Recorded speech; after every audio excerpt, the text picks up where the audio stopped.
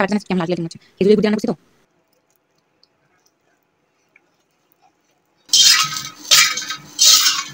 একটু একটু পুড়ে গেছে مولاي صل دائما أبدا بك خلقي كلهم وسلم دائما بك خير আসসালামু আলাইকুম, সবাই কেমন আছেন? আলহামদুলিল্লাহ আমি ভালো আছি। আমি নূরি বলছি রংপুর থেকে। সবার কি অবস্থা, সবার কেমন আছেন? আমি ইদানিং খুব অলসের থেকেও বড় অলস হয়ে যাচ্ছি। প্রথম কয়েকদিন খুব ভালো লাগতেছিল ইউটিউব ভিডিও দিতে। আব্বু আবার জোর করতো যে ভিডিও আসে নাই কেন এরকম, কিন্তু এখন আর আব্বু বলেও না, এখন আর করতেও ইচ্ছা করে না, এখন নিজের তাগিদে। এখন আমার অনেক কয়টা আপু আছে যে আপুগুলোর জন্য আমি এখন পর্যন্ত এই ইউটিউবে টিকে আছি। তো আমি এটা হচ্ছে শনিবারে চা দিয়ে পাউরুটি খাচ্ছিলাম। আব্বু পাউরুটি নিয়ে এসেছিলো বার্গার বানানোর জন্য। আজকে আমি চায়ের মধ্যে না হলুদ দিছি, কেমন মনে হচ্ছে শরীরটার ভিতরে জ্বর জ্বর আছে, এই জন্য প্রতিদিন নাপা খাইতে ভালো লাগে, এই জন্য আজকে হলুদ দিয়ে চা বানাইছি, ইয়েলো মিল্ক টি। তো আমি এখন আমার রুমে হাঁটতেছি আর খাচ্ছি। আমি একটা কাজ করছি, আমার রুমে না নতুন করে রং করতেছি, পুরাটা যখন করে ফেলবো তখন আপনাদের সাথে শেয়ার করব।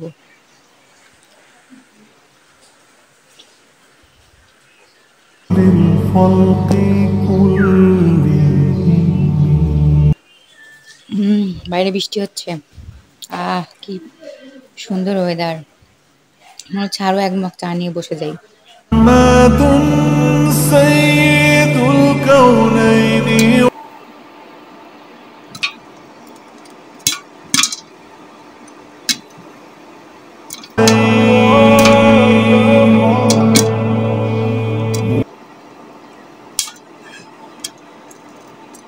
سيد الكونين والثقل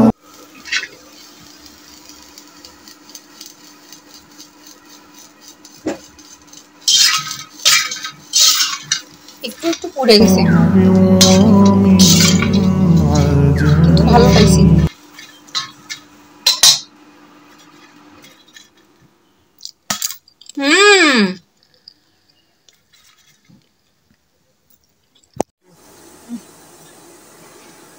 এটা গতকালকে রবিবারের দুপুরবেলা আম্মু হচ্ছে মাছ ধুয়ে আম্মু মরিচ হলুদ আর লবণ দিয়ে মাখায় দিছে, আমাকে বলতেছে ভাজতে।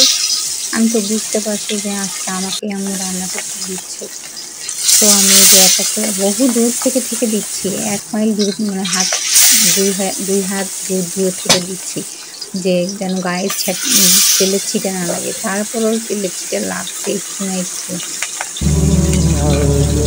তো এগুলো সব উল্টে পাল্টে সবগুলো ভেজে নিলাম। ভেজে নেওয়ার পরে ভুনাটা আমি করছি। আম্মুকে বলছি যে আম্মু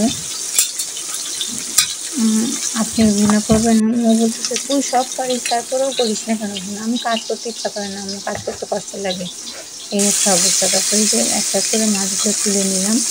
তুলে নেওয়ার পরে হচ্ছে আম্মু পেঁয়াজ কাটে দিছে। তারপরে হচ্ছে একটা বাটিতে আমি বললাম এক এক করে দেওয়া বাদ দিয়ে আপনি একটা বাটিতে মধ্যে দেন হলুদ গুঁড়া, মরিচ গুঁড়া, লবণ গুঁড়া না, লবণ, তারপরে হচ্ছে জিরা গুঁড়া, ধনিয়ার গুঁড়া, তারপরে হচ্ছে আর কি একটা মশলা, পাঁচফোড়ন মনে হয় দিচ্ছিল, এগুলো একসাথে করে বাটিতে আম্মু দিয়ে দিছে। আমি তারপরে পেঁয়াজগুলো যখন একটু একটু ভাজা হয়ে গেছে তখন আমি ওই বাটিতে যে মশলাগুলো দিচ্ছে ওখানে একটু পানি দিয়ে তারপরে এটা ঢেলে নিচ্ছে, এই যে তাড়াতাড়ি করে যেন গায়ে তেল ছিটে আসছিল। এই যে এখন আম্মু পেঁয়াজগুলো দিয়ে দেবে। তারপরে তো আমি মশলাটার মধ্যে পানি দিয়ে কষাই নিয়ে তারপরে হচ্ছে ঝোলের পানি দিয়ে মাছগুলো দিয়ে দিছি, দিয়ে দেওয়ার পরে ভুনা করে ফেলছি। এরপরে আম্মু হচ্ছে আরেকটা তরকারি রান্না করছে, সেটা অবশ্য সেটার সঙ্গে আমি দাঁড়িয়ে থাকতে পারিনি, কারণ আমার খুব গরম লাগতেছিল, অস্থির লাগতেছিল।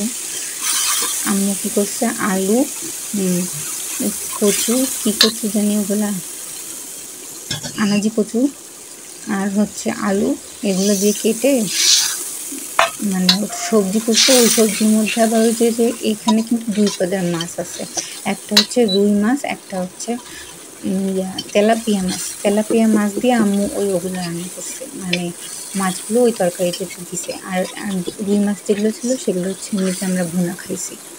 এই হচ্ছে তরকারি ছিল। পরে আমি যখন খাইতে বসছি তখন আব্বু আসছে, আব্বু বলে আমাকে একটু তোলে, তারপর আব্বুকে একটু তুললাম, বলতেছি আপনি খালি ভাত খাচ্ছেন কেন, একটু মাছও খান। পরে আব্বু একটু মাছও খাইলো। এই হচ্ছে আমাদের অবস্থা। এরপরে হচ্ছে আব্বু বলতেছে আজকে নাকি পায়েস খাবে, তা আমি পায়েস খেতে ইচ্ছে করতেছিল না। তো আমি আব্বুকে বলছি কি, আমার আব্বু না সব কিছু পায়, এত পড়াশোনা, এত কিছু জ্ঞান, উত্তর দক্ষিণ পূর্ব পশ্চিম যত ঠিকানা বাংলাদেশের 64টি জেলার কি সব জানে, কিন্তু আমার আব্বু সামান্য চুলা, গ্যাসের চুলা হোক আর ইন্ডাকশন চুলা হোক, কিছুই অন করতে পারে না। তো আমার না রাগ লাগছিল কিসের জন্য জানি, আমি বুঝতে পারিনি। তাই আমি বলছি আপনি বানায় খান। তারপরে আম্মু আবার দেখলাম যে কালকে একটু ঘুমায় গেছিলাম দুপুরবেলা খাওয়ার পরে। পরে আব্বু চিল্লাচিল্লি করতেছে চা বানায় দেওয়ার জন্য। পরে ঘুম থেকে উঠে আব্বুকে চা বানায় দিলাম, দিয়ে দেখি পরে আম্মু হচ্ছে রান্না করতেছে। আম্মু কি রান্না করতেছেন, পরে যায় দেখি যে আম্মু পায়েস রান্না করতেছে।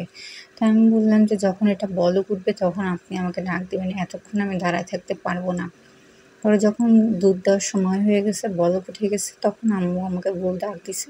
আমি ওখানে চলে গেছি। যাওয়ার পরে আম্মু আমাকে বললো দেখ তো একটু খায়া মিষ্টি হয়েছে কিনা, কারণ আমার আবার মিষ্টির মধ্যেই মিষ্টি না দিলে তো ভালো লাগে না। পরে আমি বললাম আমার কাছে মিষ্টি লাগতেছে না, আপনার কাছে লাগতেছে? পরে আবার একটু চিনি অ্যাড করে দিছে আম্মু। দেওয়ার পরে তারপরে দুধগুলো ঢেলে দিছে। আমি আবার কি করি, দুধ আর চাল একসাথে ফুটাই ফেলি। আম্মু আবার কি করে, আগে হচ্ছে চাল ফুটাই ফেলে, তারপরে হচ্ছে দুধ দেয়, তারপরে হচ্ছে চিনি দেয়, এভাবে আম্মু রান্না করে। কিন্তু যতই আম্মু যত ভালোভাবে রান্না করুক না কেন, এই বর্তমান সময় থেকে ঈদের দিনের রান্নার মতন রান্না হয় না, কোনো দিনও না। সেদিনের লাচ্চা সেমাই, সেদিনের সেমাই জর্দা, পায়েস, আম্মু কেমন জানি আমি জানি না, আল্লাহ এটা মনে হয় করে দেয় কিনা আমি জানি না, যে ঈদের দিনটা সম্পূর্ণ আলাদা রকম একটা স্বাদ। এই পায়েসটাও কিন্তু অনেক টেস্ট হয়েছিল, কিন্তু তারপর ঈদের দিনের মতন স্বাদ হয়নি। আম্মু এই যে চাল ফুটে গেছে, এখন দুধ দিয়ে দিবে। খেজুরের গুড়টা অনেক ভালো ছিল, অনেক গুড় আছে না, মাথা ঘুরাইতো, কালকে খায়া মাথা ঘুরায় নাই।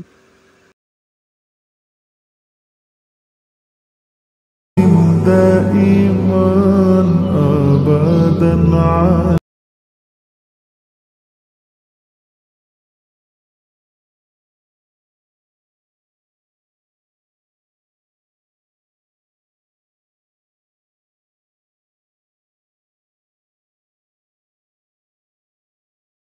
আবার চা রান্না করছি, ভালো লাগছে খাইতে।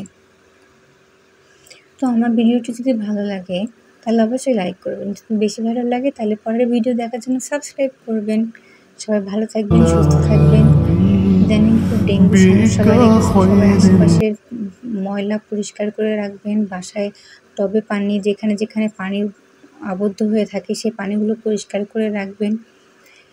নিজে ভালো থাকুন, পরিবেশকে ভালো রাখুন। সবাই ভালো থাকবেন, সুস্থ থাকবেন। আল্লাহ হাফেজ। আমাদের এই ইউটিউব জগতে একটা গোপন আমাদের অভিভাবক আছেন, তিনি খুব সুন্দর সুন্দর কথাবার্তা লিখে আমাদের যেমন আগ্রহ বাড়ায় দেয়, আরও ঠিক তেমনই আবার তিনি মন খারাপ করেন আমাদের কাজ যদি ভালো না হয়। আমি কার কথা বলছি সবাই হয়তো নিশ্চয়ই বুঝতে পারছে, হ্যাঁ আমাদের লিপি আপু। পায়েস আর মুড়ি নিছি, এই যে আমার বিখ্যাত চা বানায় আমি নিছি সাথে। আম্মু আব্বুকে দিয়ে আসছি, আজকে আমি বড় রুমে আসছি, যদিও জানতে পারে যে আমি ওর রুমে আসছি, এমনিতে ওর রুমে ঢুকি না। আমরাও থাকতে কেউ, মানে বড় আপু থাকতে আমরা ওর রুমে আসি না, প্রয়োজন পড়ে না।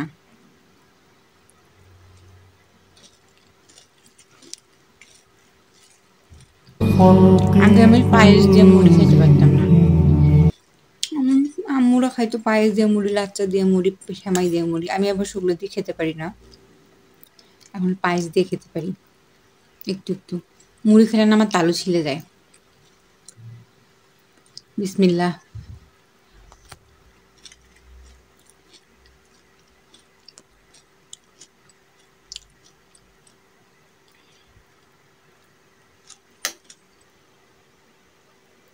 চায়ের কালারটা যেন কেমন লালটি লালটি মনে হচ্ছে, খেজুরের গুড় দিয়ে রান্না করছি তো